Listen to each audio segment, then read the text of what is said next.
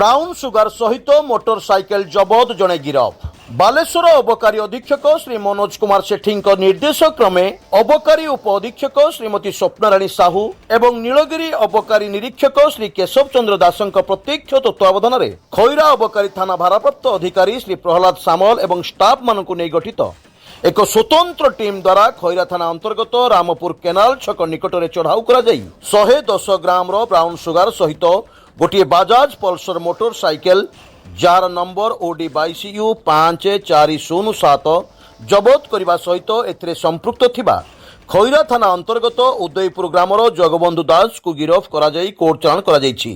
जबत brown sugar और गाड़ीर आनुमानिक मूल्य 12 लाख टंकार ऊर्ध्व हेबो बोली अबकारी विभाग सूचना दैछि।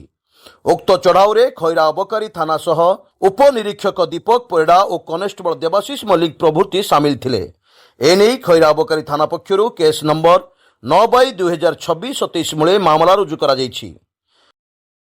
सिमुलियारू बनमाली महाकुड़ुंक रिपोर्ट स्वतंत्र ओडिशा लाइव।